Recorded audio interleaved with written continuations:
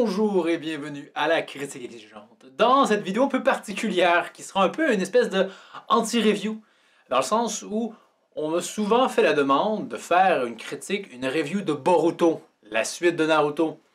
Et cette vidéo-là sera un peu un anti-review dans le sens où j'expliquerai pourquoi probablement que ça va ne jamais se produire. Je ne ferai jamais de review de Boruto. C'est malheureux mais c'est comme ça. Et allons-y maintenant dans l'explication. Et ça se peut que je livre quand même des moments clés de l'intrigue de Boruto. Je veux dire, je connais quelques éléments ici et là. Donc encore une fois, faites toujours attention si jamais vous ne connaissez pas l'œuvre. Donc allons-y. Premier point, argument, c'est que si vous connaissez la chaîne, vous savez que j'ai fait quelques vidéos sur Naruto et elles n'étaient pas élogieuses par rapport à la série. Hein, j'ai réussi à faire 2 vidéos totalisant 34 minutes de pourquoi je trouvais que ça s'est fini de façon désastreuse. Mais j'ai aussi fait une autre vidéo où je dis que même à ses débuts, ou de façon même plus généraliste, Naruto pouvait avoir des bons points, mais avait des points négatifs assez grands, à un point tel que ce que je retiens de Naruto, c'est davantage son négatif que son positif. Hein, je le redis encore, il y a des bons moments. Tous les passages avec Lee, Zabuza et Aku, et peut-être même la confrontation entre Neji et Naruto, et peut-être quelques moments ici et là, le personnage d'Itachi, dans un premier temps, qui est quand même bien correct. Mais pour chacun de ces points-là, j'ai l'impression qu'il y a 3 points négatifs, faisant en sorte que, au final, Naruto, j'en garde pas un bon souvenir. Au final, Naruto, c'est une œuvre qui, très rapidement, hein, en l'écoutant, en la lisant, je me suis rendu compte que ça me plaisait plus tellement. Mais j'avais suffisamment passé de temps dans l'œuvre que je me suis dit, je vais quand même continuer simplement pour connaître la fin. Et ça c'est quelque chose que je ne veux plus jamais faire comme erreur. Dans le cas d'une série de 12 épisodes ou 24 épisodes seulement, c'est mieux. Même là, 24 épisodes, ça peut être long quand on se fait chier. Dororo est un exemple. Et aussi, c'est ça pourquoi j'ai quitté One Piece à l'époque. J'étais à peu près 100 épisodes dans la série, et j'avais un peu ce même sentiment de Naruto, de me dire que comme j'ai l'impression que je vais poursuivre une œuvre, pas pour les bonnes raisons, pas parce que ça me fait je la kiffe, que je trouve ça intéressant, non, juste parce que je me dis, quitte à avoir commencé, autant finir. Et je suis très content de ne pas avoir poursuivi avec One Piece, je l'imagine bien, et d'une certaine façon, je regrette de l'avoir fait avec Naruto.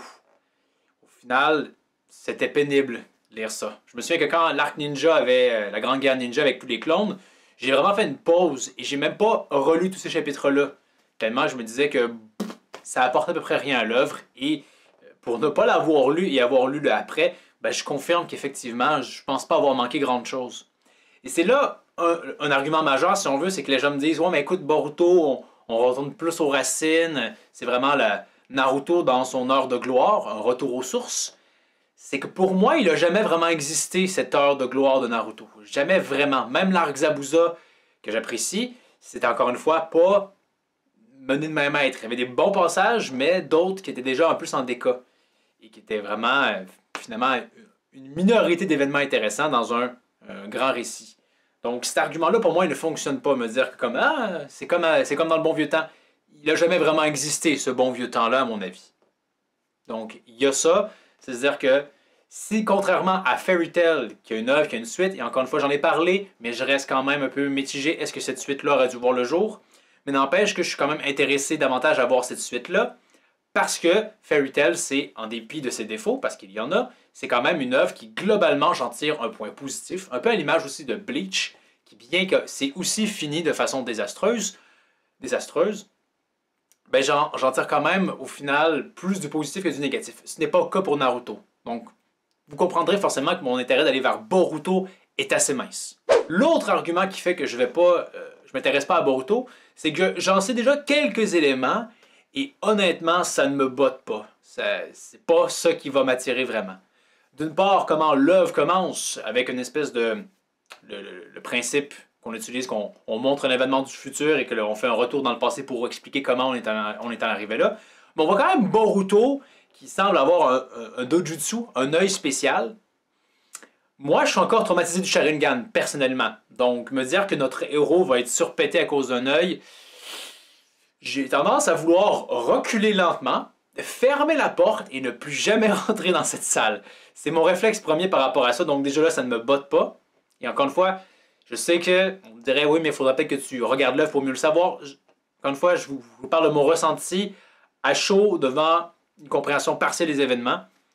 Également aussi, et ça je le sais parce que j'ai quand même aussi lu un peu les derniers chapitres, un peu en diagonale et pas tous, je sais quand même que les antagonistes dans cette première partie de Boruto, je ne sais pas à quel point ça va se poursuivre, sont du clan de Kaguya, les Oshoshigiri, si je dis pas de bêtises, et probablement que j'en dis parce que je m'en fous un peu.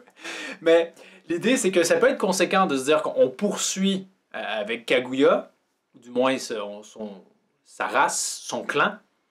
Mais il faut se rappeler que Kaguya, c'était pas un bon point dans Naruto. Donc, c'est conséquent, mais est-ce que c'est ça qui m'intéresse? Est-ce que je trouve que c'est une voie pas pertinente, elle l'est, mais intéressante de se dire que comme on va voir des Kaguya x10? Pas vraiment. Même si, encore une fois, il faut avoir les adversaires qui soient à la hauteur probablement de Naruto et de Sasuke. Ça se comprend. Mais je pense qu'il fallait juste justement articuler les récits ailleurs. Concentrer vraiment davantage sur Boruto. Faire que les enjeux soient moins grands. Même si effectivement on pourrait se demander. C'est un peu un problème quand on a des personnages complètement pétés. Il faudrait justifier qu'ils n'interviennent pas dans le récit. Mais quand tu fais des petits enjeux plus près de Boruto, etc., d'autres personnages, ben, ça viendrait expliquer pourquoi l'Hokage ne se mêle pas de ça. Ce sont des petits enjeux. Il y a d'autres personnages qui peuvent venir régler ça. Donc, vraiment, l'idée de vouloir continuer cette course à la puissance d'une certaine façon, je trouve ça pas super intéressant. Et explorer le clan de Kaguya aussi, personnellement, si c'est censé me donner envie de lire ça, pas vraiment. Et dernier point, peut-être bien, c'est que les personnages mis de l'avant sont pas forcément super exaltants. De ce que j'en sais, c'est toujours dur à juger, parce que d'un côté, je vois l'anime qui semble être désastreux. Je veux dire, à un certain moment donné, si je dis pas de bêtises, Boruto et Sasuke se retrouvent à être téléportés dans le passé pour faire de l'épisode filler fanservice. Hein, si les Tutantis c'était pas suffisant, ben là, on revoit les personnages dans leur version jeune, on voit Jiraiya. Donc vraiment, je sais pas c'est quoi ce bordel-là, mais honnêtement, ça me donne pas envie. Le manga est assurément, j'imagine, supérieur. Mais de ce que j'ai pu voir dans le manga, oui, il y a des nouveaux personnages. Je pense que Iwawaki, je comprends pas trop pourquoi. Je ne comprends pas trop c'est quoi c'est qui ce personnage-là. Mais on semble avoir ce personnage-là, Boruto, beaucoup de Naruto, quand même beaucoup de Sasuke. Est-ce que c'est ce qui m'intéresse encore une fois? Non. Pas vraiment. J'aurais aimé voir Rock Lee en action. C'est pas le cas. Et dans l'anime, il est encore mis à mal. Si je l'avais pas précisé dans ma vidéo que je dois en faire de Naruto, Guy Sensei blessé demeure plus fort que Lee, qui est pourtant, hein, il a grandi et Guy a vieilli.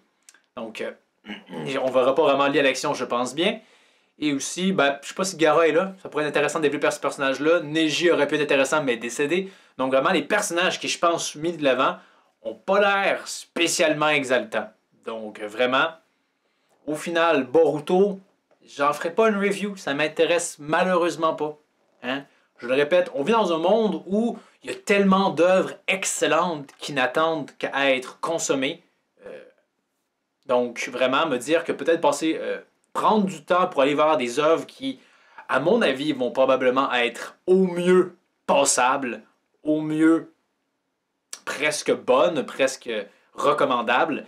Non, il y a trop d'œuvres excellentes qui restent à découvrir. Je préfère me concentrer là-dessus. Et si jamais je parviens, et je pense que ça n'arrivera jamais, à finir ces œuvres-là qui ont une meilleure garantie de qualité, ben là, je pourrais me tourner vers ces œuvres un peu plus en déca. Mais vraiment, Boruto, je ne pense pas jamais faire une review de ça, même si je suis sûr que les vues seraient peut-être un peu plus au rendez-vous. Mais non, ça ne se produira pas. Mais vous pouvez toujours quand même essayer de me convaincre dans les commentaires. N'hésitez pas à y aller en détail quant à pourquoi vous jugez que je passe à côté de quelque chose. Donc, essayez de me convaincre dans les commentaires, ou si jamais vous voulez partager pourquoi vous n'avez pas accroché à Boruto, faites-en de même. Pour la prochaine critique exigeante, je pense que je vais faire un petit segment sur un jeu vidéo. Je sais que c'est peut-être pas forcément ce que vous attendez le plus en masse, mais j'ai pu essayer Nier Automata à la recommandation d'un ami. C'est un jeu qu'il me recommandait et qui avait été avait reçu des critiques élogieuses.